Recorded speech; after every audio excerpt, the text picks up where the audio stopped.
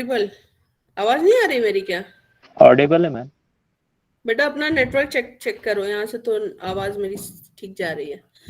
तो मैं एक बार थोड़ा सा रिवाइज कर लेते हैं whatever we have studied in last class. तो अभी तक it is very much clear that we have discussed article 52, 53, 74, 75 and I think few provisions of 75 were left ना। तो एक चीज जो हम लोग थोड़ा सा करते हैं कि मैंने आपको बताया था कि how basically in the while interpreting the constitution should be understood the way it has been written unless and until there is a conflict between the spirit of the constitution and the term which has been mentioned in the constitution। इसको हम लोग आगे देखेंगे कि मेरे कहने का actual में मतलब क्या है। पर अभी हम लोगों ने देखा कि article 52 says that there shall be a president of India. So I told you that this is a constitutional mandate, and meaning of the constitutional mandate means in any case the office of the president cannot remain vacant. So as soon as any emergency arises, suppose the president has given his resignation or he has been died or because of any other reason he cannot continue as the president of India, then immediately the vice president will take up the charge of the president, and in the absentia of the vice president the chief justice of India will do the same।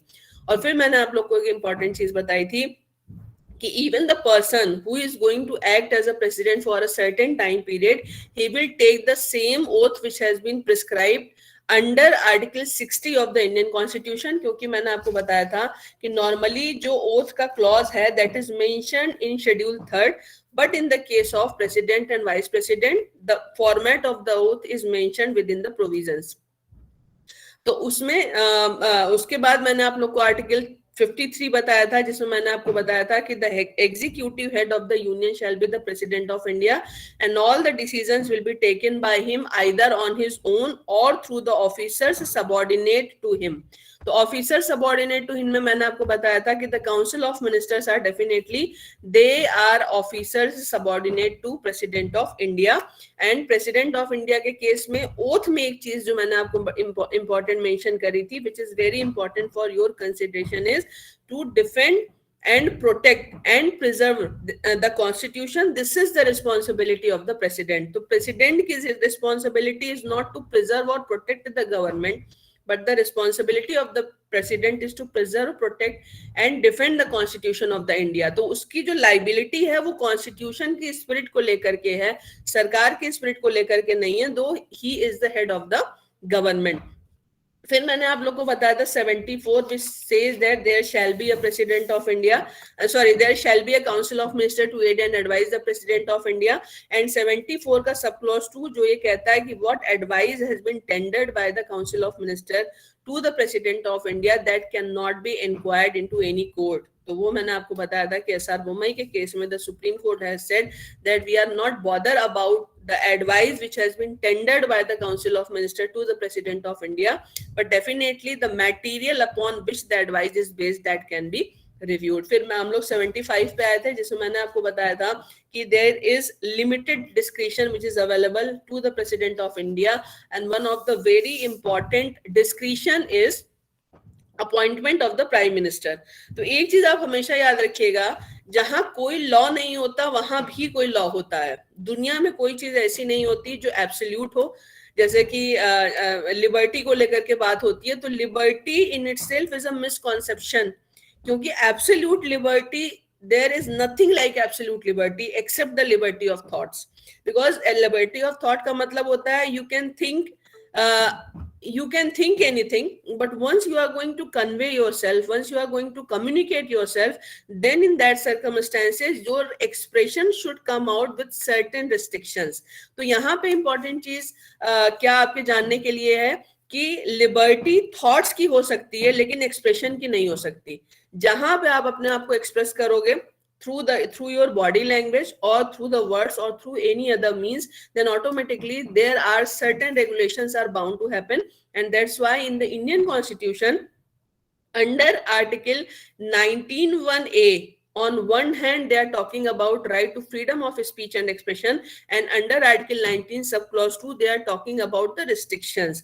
और दूसरी चीज इसीलिए मैंने आपको एक और important आप हमेशा याद रखिएगा कि जहां पे the president or any other authority is going to exercise their discretion, even if there is no express restrictions or regulation regarding the exercise of their power, then too they are bound by certain set of principles, जहां पे हम कहते हैं कि it will they will decide the things or they will exercise their power according to the natural law of justice. इसीलिए शुरू के lectures में मैंने आपको बताया था the important part of the constitution is the supreme legislation basically, but the constitution should be interpreted, the constitution should be understood according to the natural law of justice. तो यहाँ पे जहाँ पे ये कहा गया है ना कि the president shall appoint the prime minister of India, तो वहां पे एक चीज क्लियर है कि it is not the discretion, absolute discretion of the president, but there are certain set of principles on the basis of which the president should pick that who is going to be the next prime minister of India. तो यहाँ पे अपने discretion को exercise करेगा, but this discretion is regulated through certain principles, जिसमें मैंने आपको बताया था कि largest political party जिसकी majority आ चुकी है उसके लीडर को, या लार्जेस्ट कोalition को, या फिर अगर कोई भी सरकार बनाने की स्थिति में नहीं है, then in that circumstances whoever is in the position to form the stable government, उस पॉलिटिकल पार्टी के लीडर को या उस पॉलिटिकल अलायंस के लीडर को वो प्राइम मिनिस्टर अपॉइंट करेगा, और उसके बाद रेस्ट ऑफ द मिनिस्टर्स. फिर मैंने आपको बताया था what is the meaning of the pleasure of president and what is the meaning of collective responsibility. और एक इसमें जो I think collective responsibility we have discussed ना, I told you what is the meaning of collective responsibility. तो collective responsibility के लिए obviously there is Lok Sabha and the Council of Ministers is collectively responsible to the Lok Sabha. The reason being the decision of the cabinet is that that is the unanimous decision which is taken by the cabinet. So if any minister is disagree, they should show their resentment only within the cabinet meeting. Once the decision has been taken by the cabinet, it is considered as the unanimous decision of the cabinet. तो पूरा सरकार का निर्णय होता है. और दूसरी इसमें इंपॉर्टेंट बात क्या होती है कि सपोज करो a ministry is going to propose a bill and the bill is not able to be passed, then in that circumstances not only that minister but entire cabinet will be held responsible for that. So there is the concept of collective responsibility, and once a decision has been taken by the government, अगर आपको याद होगा जब Colgate scam हुआ था, then at that point of time Dr. Manmohan Singh was the Prime Minister of India and he was also having holding this office of the coal ministry. तो यहाँ पे important चीज क्या हो गई कि Prime Minister has said कि I was not aware. तो एक चीज आप याद रखिएगा कि in the concept of collective responsibility, the plea of ignorance cannot be taken by any of the minister. Once the decision has been taken, it is considered as the collective decision of the cabinet. तो cabinet collectively responsible होती है house of the people के लिए, और अगर कोई proposal कोई bill गिरता है तो सिर्फ minister responsible नहीं होता, पूरी ministry responsible मानी जाती है. And that is the reason कि suppose करो the government is not able to pass any bill, then in that circumstances if the opposition is going to make this hue and cry that the government has lost the majority, then in that circumstances the opposition may bring no confidence motion. और मैंने आपको बताया था कि इसके counter में ruling party अगर चाहे तो वो कॉन्फिडेंस मोशन भी ला सकती है. Now let's take the next article which is very important for you, article 75. Let's discuss firstly article 75 subclause 4, which says before a minister enters upon his office, the president shall administer to him the oath of office and of secrecy according to the form set out for the purpose in the third schedule. मैंने आपको बताया था कि third schedule में oath का format दिया है, तो जो भी मिनिस्टर ओथ लेगा including the prime minister, oath कौन दिलाएगा? The oath will be given by the President of India and the format of the oath is given in third schedule of the Indian Constitution. फिर इसके बाद आपका आता है 75 subclause 5, which is again a very very important article because it says that a minister who for any period of 6 consecutive months is not a member of either House of Parliament shall at the expiration of that period cease to be a minister. तो इसका मतलब क्या है, ये उन लोगों के लिए एप्लीकेबल है कि the person who is not the member of either house of parliament, किसी भी सदन का सदस्य नहीं है, तो सदन का सदस्य न होने के दो कारण हो सकते हैं. The first thing is he has not contested election, but in the opinion of the president he is very valuable for him. The second possibility is the person has contested election either for the Lok Sabha or for the Rajya Sabha, but he has lost the election. But in that circumstances also the prime minister feels that the person should be appointed as a minister. तो ये basically उन लोगों के लिए होता है जो कि काबिलियत जिनके अंदर होती है, लेकिन किसी कारण से या तो वो इलेक्शन हार चुके हैं या इलेक्शन नहीं लड़े हैं, तो उनको प्राइम मिनिस्टर जो है वो मिनिस्टर बना सकता है, but only for the time period of 6 months.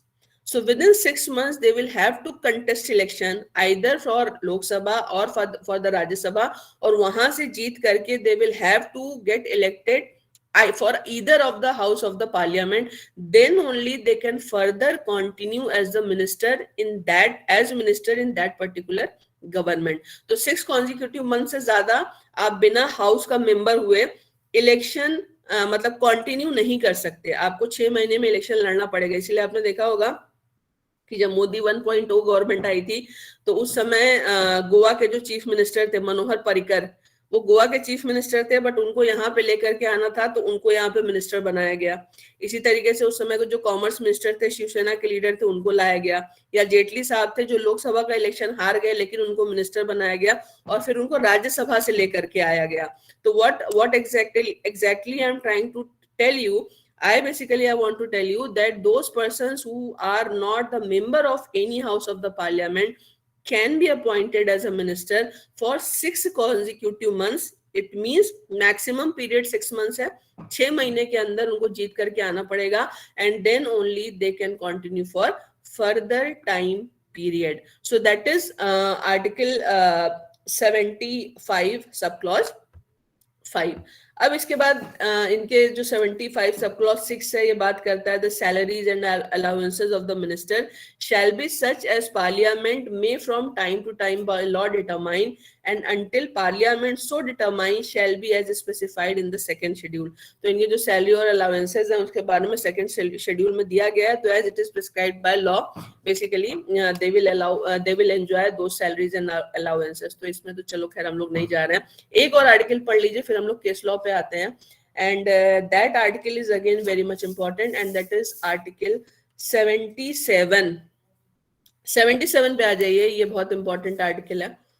इसको जरा कॉन्स्टिट्यूशन में आप खोलिएगा. What basically article 77 is going to talk about conduct of business of the government of India.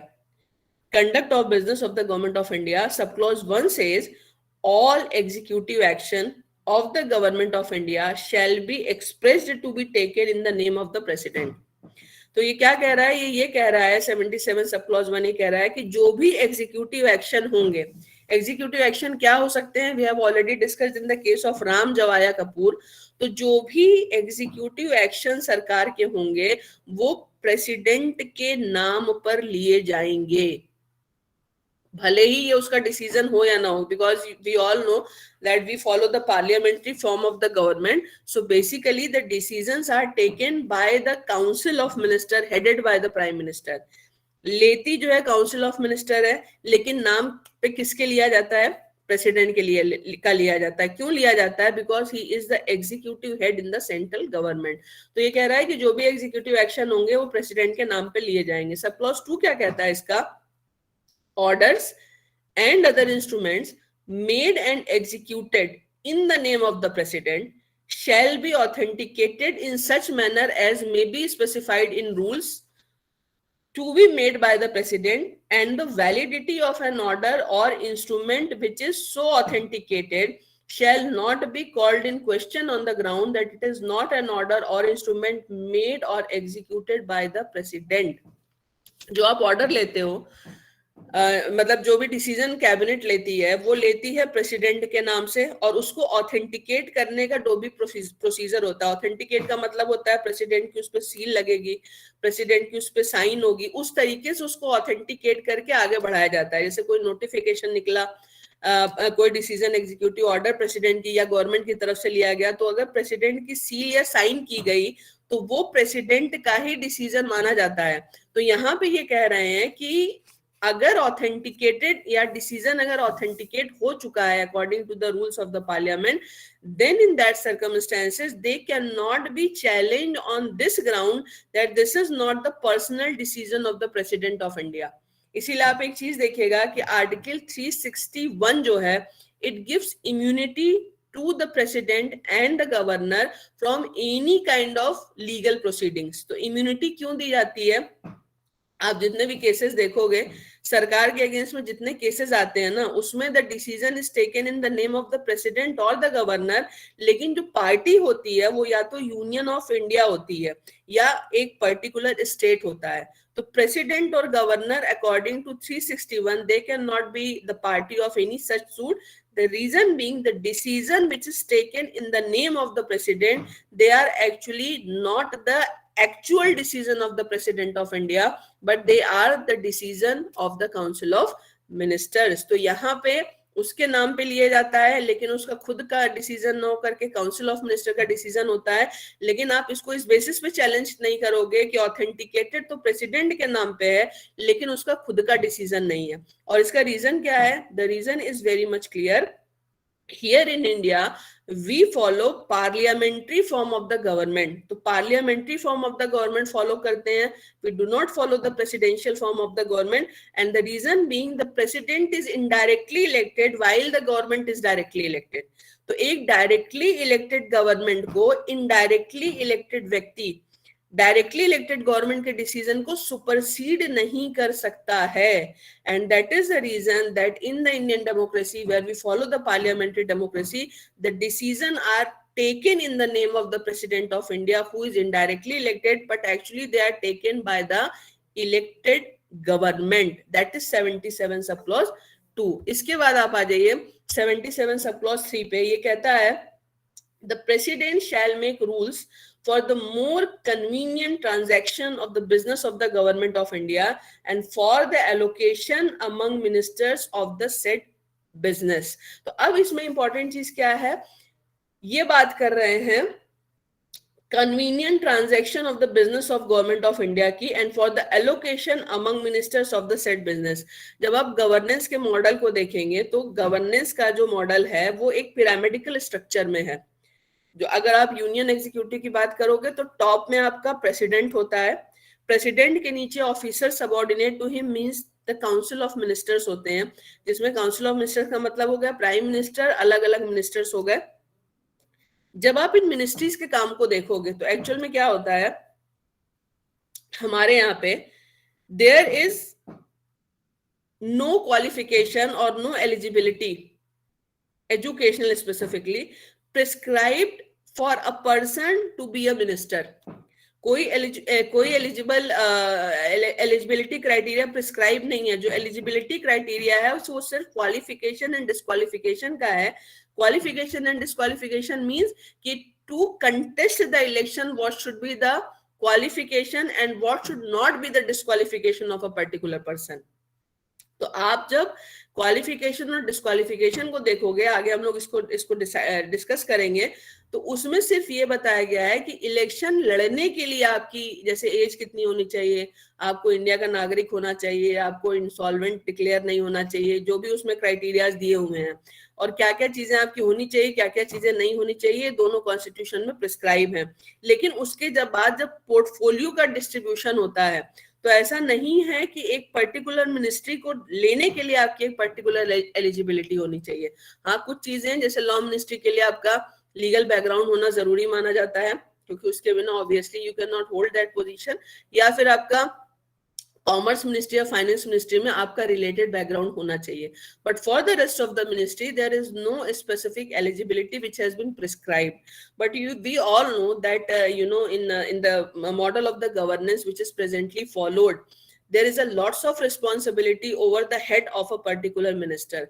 But if he does not have the specific knowledge of that particular area, which portfolio he is taking care as of now, then who is going to help him in taking decision and in making policies? तो इसमें जो आप देखोगे तो prime minister के नीचे council of minister, और हर ministry में ब्यूरोक्रेट्स की एक लंबी फौज होती है। इसमें आपका cabinet secretaries, under secretary, joint secretary, अलग अलग तरीके के ब्यूरोक्रेट्स होते हैं। तो वो जो पूरी की पूरी एक चेन होती है वो उस मिनिस्टर को असिस्ट करती है। असिस्ट किस तरीके से करेगी? In the policy formulation, and suppose if the ministry wants to introduce a bill, then that bill is also prepared with the help of these bureaucrats. So because these bureaucrats are very specialized and they are very talented term यहाँ पे क्यों है? क्योंकि अगर आप दुनिया भर की ब्यूरोक्रेसी को कंपेयर करोगे, then the process of selection of bureaucrats in India is the most difficult process, because here we do not follow the procedure of selection, but we follow the procedure of elimination. आपने देखा है कि 1,00,000-2,00,000 लोग apply करते हैं, उसमें से 1,000-1,200 लोग चुने जाते हैं। तो 1,000-1,200 में जितने लोगों का इंटरव्यू कॉल हुआ, आइडली दे आर एलिजिबल, लेकिन उसमें से भी एलिमिनेशन होता है और 3 पे 1 को चुना जाता है, बिकॉज हम एलिमिनेट करके सेलेक्ट करते हैं। तो जो सिलेक्टेड होते हैं ना, वो हाईली मतलब उनकी कॉम्पिटेंसी जो है, obviously because the process of or the procedure of the selection is very rigorous, तो ये माना जाता है कि उनका जो इंटेलेक्चुअल लेवल है या जो उनकी कॉम्पिटेंसी है वो भी एक्सेप्शनली गुड है। तो वो जो ब्यूरोक्रेट्स होते हैं, technically they are very sound, they are masters in their respective field, तो they are the backbone of the entire governance.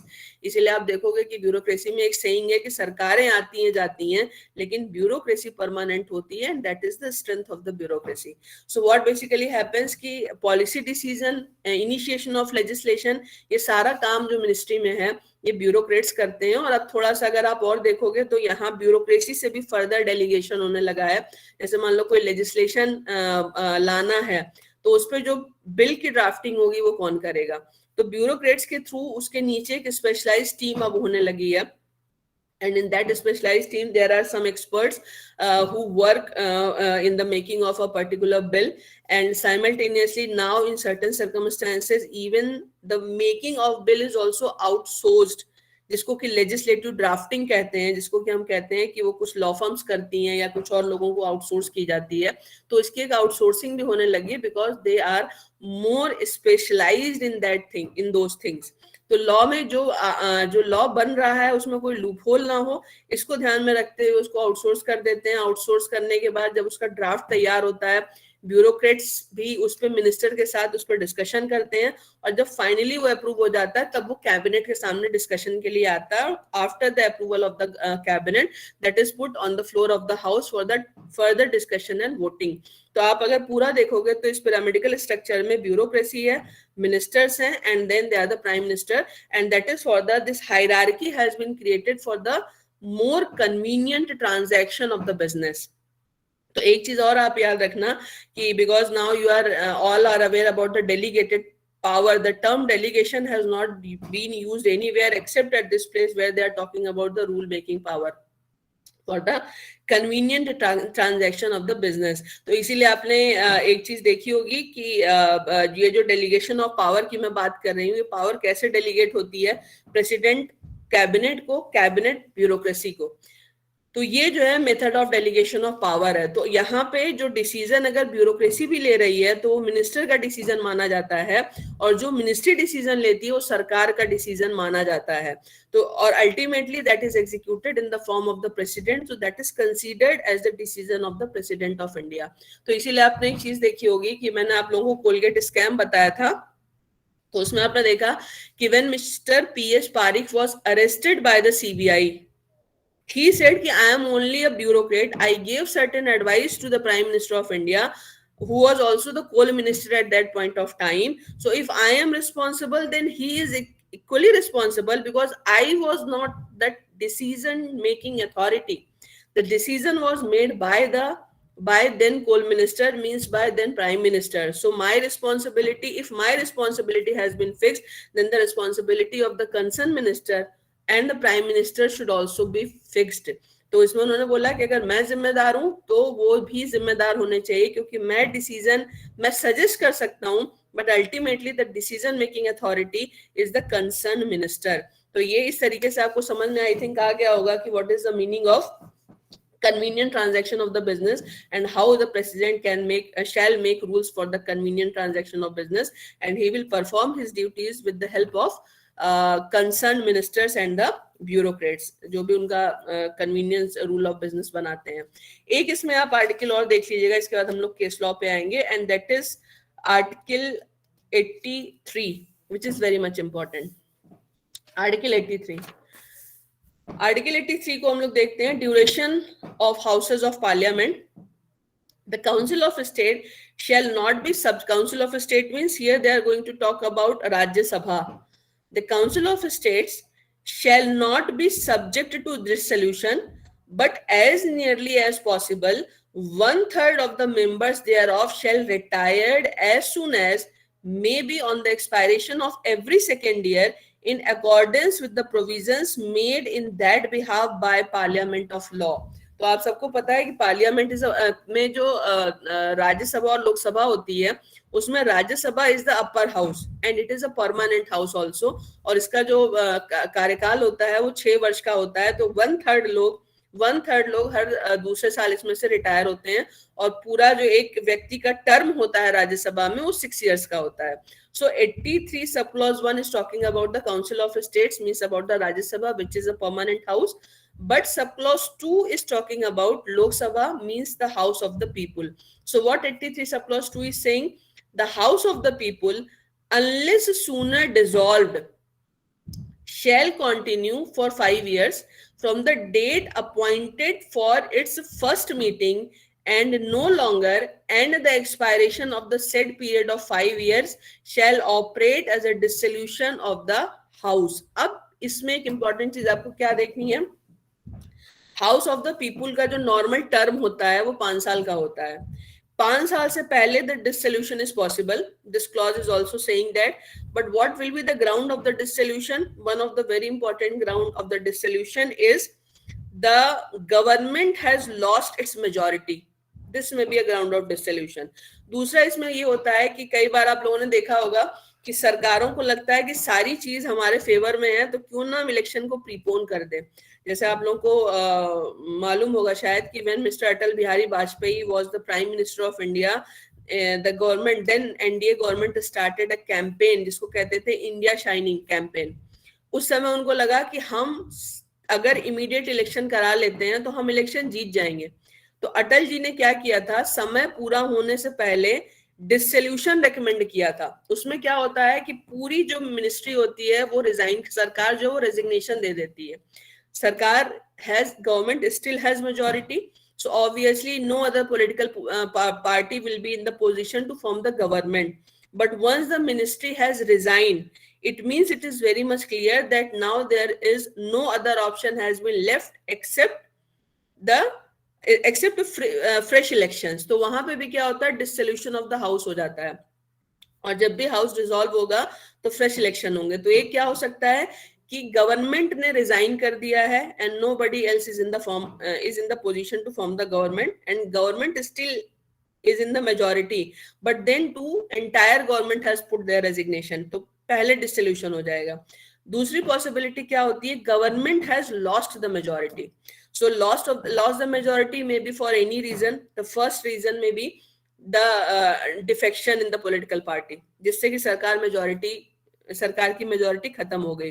दूसरी प्रोबेबिलिटी इसकी क्या होती है कि there was a coalition government in the power and any coalition ally has withdraw the support.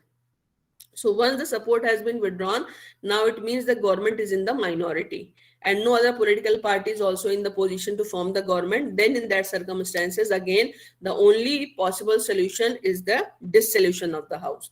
तो ये दो circumstances ऐसी हो सकती हैं जहां पे 5 साल से पहले हाउस जो है वो डिसॉल्व हो जाए। Otherwise the normal term of Lok Sabha is 5 years, और 5 साल का ये जो समय होता है इसकी काउंटिंग कब से होती है, क्योंकि कई बार आप लोगों ने देखा होगा कि इलेक्शंस होते हैं, इलेक्शंस के बाद रिजल्ट डिक्लेयर होते हैं काउंटिंग के बाद, तो क्या काउंटिंग ऑफ रिजल्ट के मतलब डिक्लेरेशन ऑफ रिजल्ट से क्या 5 साल माना जाता है? तो ऐसा नहीं है, इसमें साफ साफ लिखा हुआ है कि from the first meeting, from the first meeting of the house. तो जब पहली मीटिंग होती है हाउस की, तब से जो है वो पहला दिन आपका फर्स्ट डे की काउंटिंग शुरू होती है। तो नॉर्मल रूल क्या है? नॉर्मल रूल ये है कि 5 साल पूरी होने से पहले इलेक्शन का पूरा प्रोसीजर कंप्लीट हो जाए और 5 साल खत्म होते ही नई सरकार बन जाए। This is the normal method. But इसका प्रोविजो क्या कहता है? प्रोविजो ये कहता है that the said period may, while a proclamation of emergency is in operation, be extended by parliament by law for a period not exceeding 1 year at a time and not extending in any case beyond a period of 6 months after the proclamation has ceased to operate। तो एक इसमें इन्होंने proviso लगाया है। Proviso किस लिए लगाया है? To deal with the unforeseen circumstances. तो अनफोर्सीन सर्कमस्टेंसेस क्या होती हैं? अनफोर्सीन सर्कमस्टेंसेस होती है एनी काइंड ऑफ इमरजेंसी। तो इमरजेंसी में यहाँ पे खास बात ये है कि इन्होंने लिखा है while a proclamation of emergency. So what kind of emergency is there, what are the probabilities? तो एक तो नॉर्मली जब इमरजेंसी टर्म यहाँ पे यूज्ड है तो उसको हम पढ़ेंगे जो इमरजेंसी प्रोविजन कॉन्स्टिट्यूशन में दिए हुए हैं उसके regarding, 352, 356, 360. But is there any other probability when some kind of emergency may arise? जैसे अभी आप देख रहे हो आपका पेंडेमिक का दौर चल रहा है, एपिडेमिक है ये। एपिडेमिक में आपको पता है it's a contagious disease. So suppose it is quite likely that the Vidhan Sabha has completed its term, right? Or maybe the Lok Sabha has completed its term. But now the elections cannot be conducted. Why cannot be conducted? Because of the epidemic. Then in that circumstances, what would happen? So remember, this is an emergency situation. The emergency situation में एक तो 352 का clause है जो कि मैंने आपको बताया कि 352 में किस तरीके से ऑन व्हाट, आगे हम लोग डिटेल में डिस्कस करेंगे on what grounds basically the emergency can be declared and in those circumstances if there is any emergency the life of the legislative assembly or the parliament that can be exceeded for 1 year।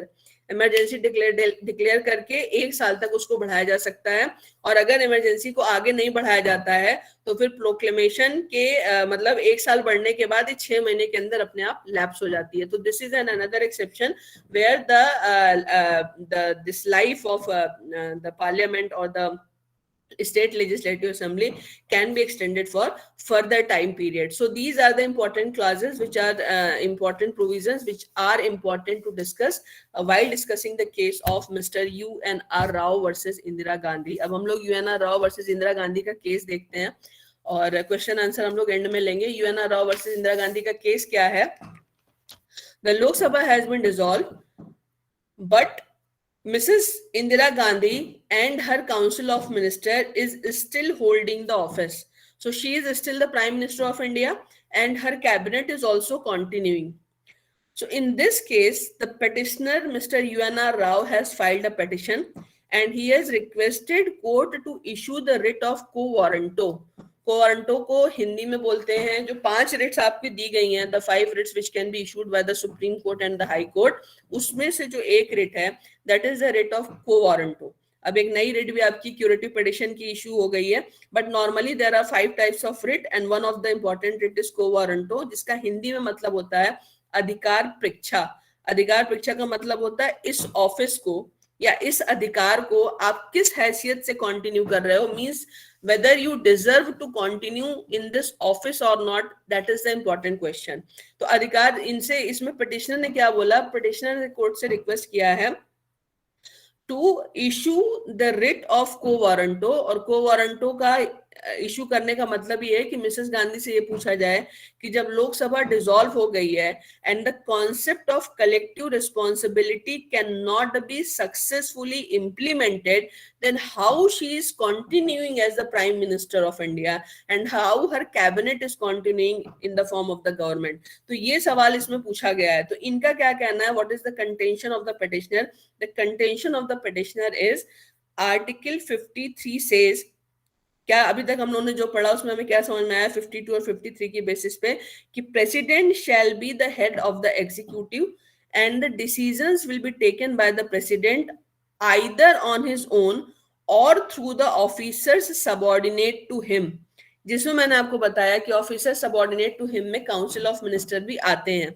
तो इनका ये कहना है कि जब council of ministers हैं ही नहीं, because the Lok Sabha has already been dissolved, then in that circumstances the power of the government should be transferred to the president of India, क्योंकि 53 उसको ये ऑथराइज करता है कि वो खुद से क्या कर सकता है, गवर्नमेंट को चला सकता है, गवर्नमेंट के डिसीजन ले सकता है, या फिर ऑफिसर सबऑर्डिनेट्स किससे करेगा।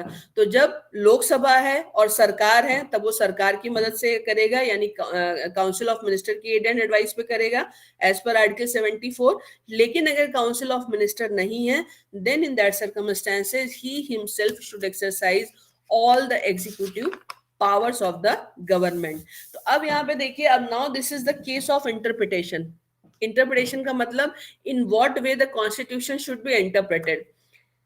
जब आप इंटरप्रिटेशन कॉन्स्टिट्यूशन का करते हो तो इसमें जो एक साइंस की कॉज एंड इफेक्ट थ्योरी होती है ना, that plays a very important role. Cause and effect का मतलब क्या होता है कि अगर ये चीज ऐसे होगी तो इसका क्या परिणाम होगा, और अगर ऐसे ना करके हम दूसरे ऑप्शन को चुनते हैं तो इसका क्या परिणाम होगा। तो अब हम क्या करेंगे, we will try to interpret the constitution through both the ways. पहला 53 is very clear, either on his own or through the officer subordinate to him the president can exercise the executive power। तो यहाँ पे obviously जब लोकसभा नहीं है तो government भी नहीं है, क्योंकि गवर्नमेंट जो होती है क्या होती है, they are answerable to the Lok Sabha. और जब लोकसभा में जिस पॉलिटिकल पार्टी की मेजॉरिटी होती है वही सत्ता में होती है। तो जब लोकसभा ही नहीं है तो कोई सरकार ही नहीं है। जब सरकार नहीं है तो there is no concept of collective responsibility as per article 75 sub clause 3। तो क्या होना चाहिए कि इसका मतलब in these circumstances the president should exercise his power on his own. तो अब इसका मतलब एक क्या निकला कि लिटरल इंटरप्रिटेशन से ये बात ठीक लगती है, और ठीक लगने का मतलब ये हुआ कि as per 53 ideally all the powers of the government should be exercised by the president of India. लेकिन इसके कॉन्सिक्वेंसेस क्या होंगे, इसके इफेक्ट क्या होंगे, हमें ये भी देखना पड़ेगा। आपने जैसे ही बोला कि all the power of the government is going to be transfer to the president of India, now it is very much clear that suddenly the president has become the most important and the most powerful person in the entire government and for the entire India. क्यों सबसे important हो गया? Already he is a first citizen, he is the supreme commander of the armed forces and now he has all the powers in his hand। तो आपने क्या किया, a parliamentary form of the government which is prescribed in the same way in the constitution of India, that here we follow parliamentary democracy and not the presidential form of the government। तो अब आपने क्या किया, for the time being all the powers are going to be transferred in the hands of the president। it means अगर हम इस interpretation पे चलते हैं then may be for a short time period. Short time period का मतलब क्या हुआ, जब तक नई लोकसभा का गठन नहीं हो जाता, for till that time period the model of the government in India would be transformed from parliamentary form of the government to the presidential form of the government. तो थोड़े टाइम के लिए सही पूरी पावर का सेंटर जो है वो प्रेसिडेंट हो जाएगा, और अगर पूरी पावर का सेंटर प्रेसिडेंट हो जाता है तो इसका मतलब ये हुआ कि presidential form of the government में सरकार या जो सिस्टम है वो कन्वर्ट हो गया। तो हमारे पूरे के पूरे कॉन्स्टिट्यूशन में कहीं भी presidential form of the government की बात नहीं की गई है, और इसका एक रीजन ये होता है कि president is indirectly elected, the government is directly elected, so an indirectly elected person cannot be the center of all powers। so the soul of the democracy in India is the parliamentary form of the government। तो एक तो probability ये हो गई कि नया election होगा, नई गवर्नमेंट आएगी, तब तक आपने प्रेसिडेंट को दे दिया सारी पावर्स। दूसरी probability इसमें क्या होती है कि the president for a certain time period, because all the powers are vested in the president, तो वो क्या हो सकता है, ही can B an absolutely autocratic person. Absolute autocracy का मतलब क्या हुआ कि तीनों सेना हमारे कंट्रोल में है, सरकार की पावर हमारे हाथ में आ गई, अब हम तानाशाह बन जाएंगे, जो मन करेगा हम करेंगे, हम इलेक्शन नहीं कराएंगे, हम किसी मशीनरी की बात को नहीं मानेंगे, हमारा जैसे जैसे आपने देखा है कि डिक्टेटरशिप में जैसे डिक्टेटर्स बिहेव करते हैं। So the probability of being dictator can also not be denied. क्योंकि जिसके पास तीनों सेना की पावर है वो तो वैसे ही सबसे पावरफुल व्यक्ति हो गया, if nobody else is there to control him. और दूसरी बात ये कि then how you will remove him if he is not ready for the next election, because he can be removed only through the process of impeachment, because there is no Lok Sabha, then obviously the process of impeachment cannot be followed, so he may continue for unlimited time period also. तो पूरे के पूरे constitution को, if we are going to interpret the constitution in this way, then it can be extremely threatful for the basic philosophy of the constitution of India, which believes in democracy. अब एक तो interpretation जो मैंने cause और effect बताया, एक interpretation ये हो गया कि हाँ सारी पावर प्रेसिडेंट के हाथ में चली गई तो क्या होगा।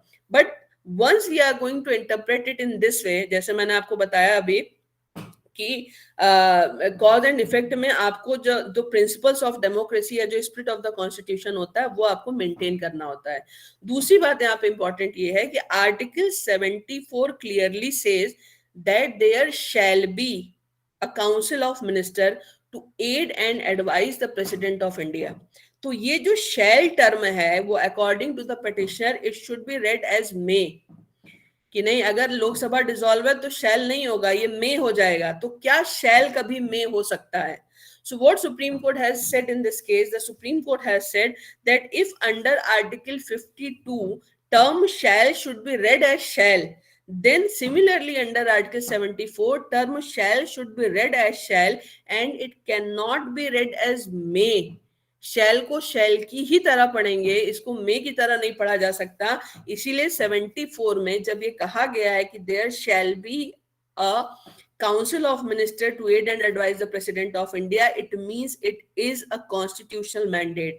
तो कॉन्स्टिट्यूशनल मैंडेट अगर है, then in those circumstances also when the Lok Sabha has been dissolved, there should be an acting government to aid and advise the President of India, because the mode of the government can never be changed in the existing constitutional scheme. So in any case, the parliamentary form of the government cannot be converted into the presidential form of the government.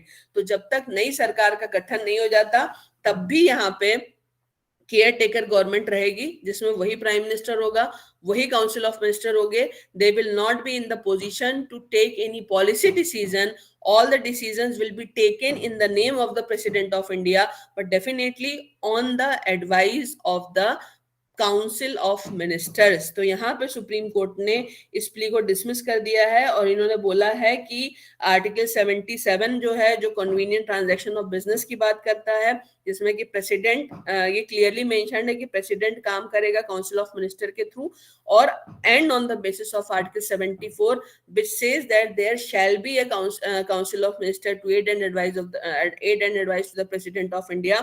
इनकी सम्मिलित reading जब हम करते हैं 75 sub clause 3 से, तो इसका मतलब ये होता है कि even in those circumstances when the Lok Sabha has been dissolved, then to the president is bound to work on the aid and advice of the council of ministers, because in the constitutional scheme in any case the parliamentary form of the government can never be converted into the presidential form of the government। तो ये जो मैंने cause और effect आपको बताया, इसकी basis पे आपको समझ में आ गया कि अगर थोड़े टाइम के लिए आप प्रेसिडेंट को पूरी पावर दे रहे हो, then it can be disasters and it can never be the intention of the constitution makers, especially the constitution which believes in the idea of parliamentary democracy.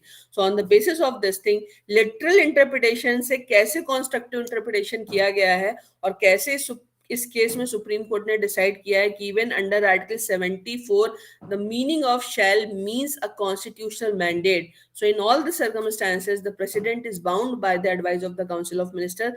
This is something which is very very important. तो अब आप एक चीज आप याद रखिएगा कि in the case of the parliament, the president is bound by the advice of the council of minister। in the case of states the circumstances can be a little bit different, क्योंकि centre को power होती है that the center can control the state governments, so the situation can be slightly different in the case of the state governments। तो state government में भी दो तीन चीजें हैं जो आगे हम लोग डिस्कस करेंगे डिटेल में, पर थोड़ा सा इसको समझ लीजिएगा। नॉर्मल टर्म जो होता है लेजिस्लेटिव असेंबली का वो भी 5 साल होता है, लेकिन जैसे मैंने आपको बताया कि जैसे अटल जी ने पहले डिसॉल्व करने का रिकमेंडेशन किया था प्रेसिडेंट से, उसी तरह स्टेट का चीफ मिनिस्टर भी गवर्नर से कह सकता है कि डिसॉल्व करो, और मान लो अगर गवर्नर नहीं करता तो उसने रिजाइन अगर कर दिया अपनी मिनिस्ट्री के साथ, then the governor has no option but to dissolve the legislative assembly. तो असेंबली डिसॉल्व हो जाएगी। जब असेंबली डिसॉल्व हो जाएगी तो उस सर्कमस्टेंसेस में भी आप याद रखिएगा, जब तक नई विधानसभा का गठन नहीं हो जाता है तब तक जो गवर्नर है वो केयर टेकर गवर्नमेंट, यानी जो पहले चीफ मिनिस्टर और काउंसिल ऑफ मिनिस्टर थे उसकी एडवाइस पे ही काम करेगा। ये नॉर्मल सर्कमस्टेंसेस होती हैं। दूसरी, लेकिन अगर प्रेसिडेंशियल रूल उसमें वहां पे लग जाता है तो प्रेसिडेंशियल रूल के केस में तो आपको पता है कि सारी पावर जो है आपकी सेंटर के पास चली जाती है। लेकिन नेशनल इमरजेंसी के केस में क्या होता है, इन the case of national emergency, the imposition of national emergency doesn't mean the dissolution of the state legislative assembly. State legislative assembly continue करती है, और कंटिन्यू करने के साथ साथ क्या होता है, the only difference is now they would be bound by the directions of the central government, and in the case of inconsistency the decision of the centre would prevail because there is the condition of emergency.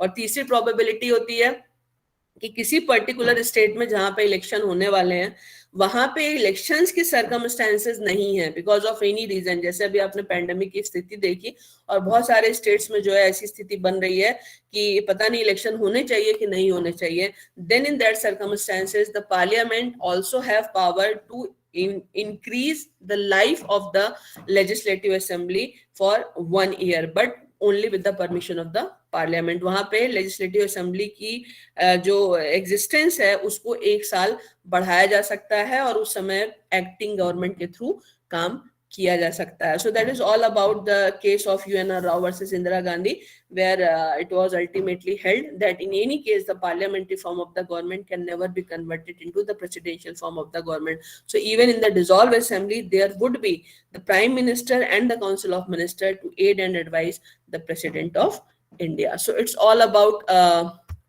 this interpretation of this UNR Rao versus Indira Gandhi case. Now if you have any questions then obviously you can ask your questions, I will answer and then we will move on. Ma'am हाँ बताओ। Ma'am like